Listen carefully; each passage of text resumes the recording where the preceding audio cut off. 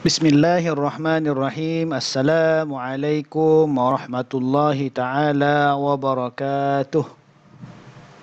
Apa kabar murid-murid yang dirahmati Allah sekalian? Kita bertemu lagi dalam sesi pembelajaran kita pada hari ini.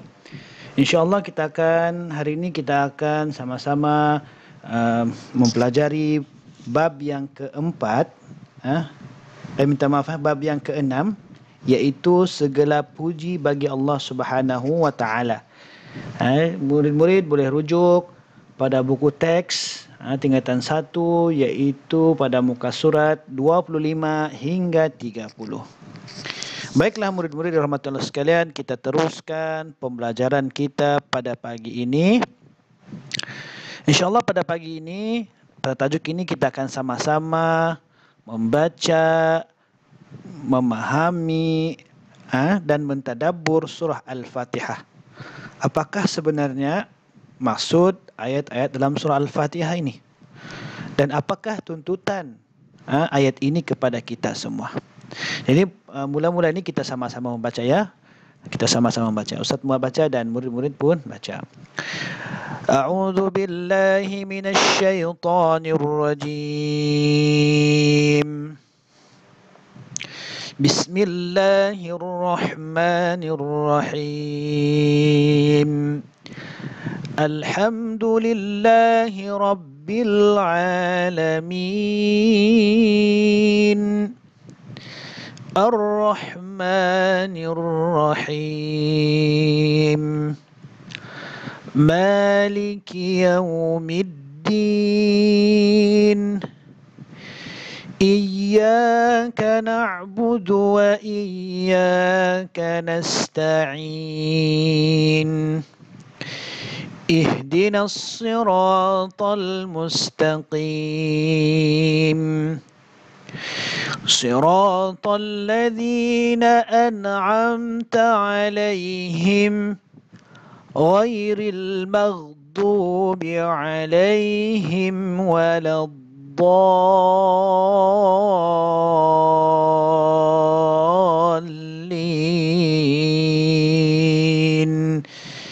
Amin.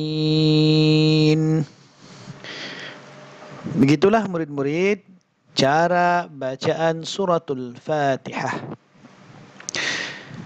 Oke, seterusnya kita lihat ayat, terjemahan ayat. Yang pertama, Bismillahirrahmanirrahim. Untuk maklumat murid-murid yang dirahmati Allah sekalian, Bismillahirrahmanirrahim ataupun basmalah merupakan salah satu daripada ayat daripada suratul Fatihah. Bismillahirrahmanirrahim bermaksud dengan nama Allah yang Maha Pemurah lagi Maha Mengasihani. Yang kedua, Alhamdulillahi Rabbil Alamin. Segala puji tertentu bagi Allah, Tuhan yang memelihara dan mentadbir sekalian alam. Ar-Rahmanir Rahim, yang Maha Pemurah lagi Maha Mengasihani. Maliki yaumiddin, yang menguasai pemerintahan, iaitu hari pembalasan, hari akhirat. Iyyaka na'budu wa iyyaka nasta'in. Engkau sahaja ya Allah yang kami sembah dan kepada Engkaulah sahaja kami mohon pertolongan. Ihdinas siratal mustaqim. Tunjukilah kami jalan yang lurus. Siratal ladzina an'amta 'alaihim ghairil maghdubi 'alaihim waladdallin.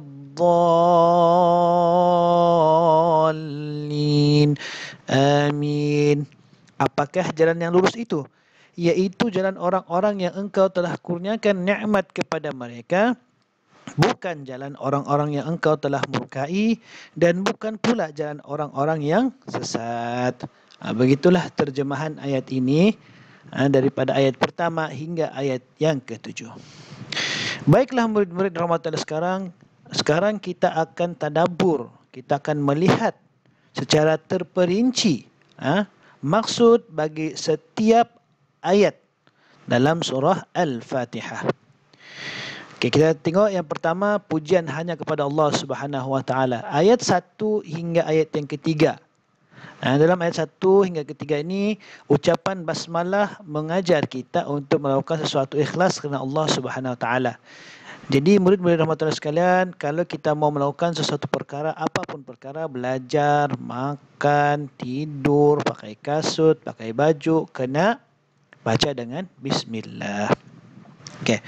Kemudian yang kedua, alhamdulillahirabbil alamin. Ucapan alhamdulillah ialah kata-kata pujian yang dikhususkan kepada Allah Subhanahu Wa Taala sebagai Tuhan yang mencipta dan mentadbir alam ini. Puji-pujian kepada Allah Subhanahu Wa Taala dilahirkan dengan menyebut nama-namanya seperti Ar-Rahman, Ar-Rahim. Okey, yang menunjukkan rahmat dan kasih sayang yang dilimpahkan kepada hambanya. Semua ucapan ini hendaklah disertai dengan rasa cinta terhadap Allah Subhanahu Wa Taala dan dibuktikan dengan mematuhi segala perintahnya. Baiklah murid-murid, yang kedua. Yang seterusnya, beriman kepada hari akhirat. Maliki yaumiddin. Hanya Allah Subhanahu Wa Taala yang memerintah pada hari akhirat, iaitu hari pembalasan terhadap manusia selepas kemusnahan alam manusia. Okay, ya? Murid-murid rahmatullah sekalian, hanya Allah Subhanahu Wa Taala yang berkuasa menghukum dan membalas perbuatan manusia. Segala amalan manusia akan disoal, dihitung dan ditimbang oleh Allah Subhanahu Wa Taala. Semua manusia berada di bawah kekuasaan Allah Subhanahu Wa Taala, tidak kira pangkat, darjat, kedudukan. Manusia akan melalui titisan sirat ke syurga. Orang mukmin yang melakukan amalan soleh akan melalui titisan sirat dengan lebih mudah, manakala orang kafir akan terjerumus ke dalam neraka. Beginilah suasana yang akan berlaku pada hari akhirat nanti ya murid-murid. Semua yang disebut dan diterangkan dalam tadabbur ayat ini akan berlaku kepada kita semua umat manusia, sama ada orang Islam ataupun bukan Islam, apabila hari akhirat tiba kelak. Okay, seterusnya, perkara ini dijelaskan dalam firman Allah Subhanahu Wa Taala berkenaan dengan hari akhirat tadi. Yauma hum barizun la yakhfa 'ala Allah minhum syai' limanil mulkul yaum lillahil wahidil qahhar. Terjemahan, hari mereka keluar daripada kubur masing-masing dengan jelas nyata, tiada sesuatu pun yang tersembunyi daripada Allah Subhanahu Wa Taala. Pada ketika itu Allah Subhanahu Wa Taala berfirman, siapakah yang menguasai kerajaan pada hari ini? Allah Subhanahu Wa Taala sendiri menjawab, kerajaan ini dikuasai oleh Allah Subhanahu Wa Taala yang Maha Esa lagi Maha Gagah Perkasa. Oleh itu kita hendaklah yakin bahawa segala amalan akan dihitung oleh Allah Subhanahu Wa Taala, dan kita hendaklah beristiqamah dalam beramal dengan ajaran Islam supaya kita selamat dan bahagia di dunia dan akhirat. Baiklah murid-murid rahmatullah sekalian, kita teruskan dengan ayat yang kelima, iaitu menyembah dan memohon pertolongan hanya kepada Allah Subhanahu Wa Taala. Iyyaka na'budu wa iyyaka nasta'in. Allah Subhanahu Wa Taala mengajar kita erti ubudiyah dan isti'anah. Ubudiyah itu apa murid-murid? Ubudiyah itu ibadah, rasa kehambaan. Dan isti'anah itu ialah rasa memohon pertolongan. Ubudiyah berarti menghususkan pengabdian diri hanya kepada Allah SWT. Isti'anah ialah memohon hanya kepada Allah semata-mata untuk mendapat sesuatu kebaikan dan menolak keburukan di dunia dan akhirat. Apapun murid-murid rahmatullah sekalian, apapun permintaan kita, yang pertama mintalah kepada Allah Subhanahu Wa Taala. Yang baik-baiklah, jangan minta yang buruk pula. Tidak boleh. Okay?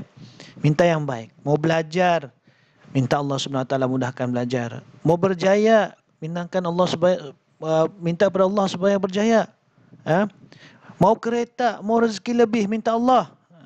Bukan minta kepada manusia.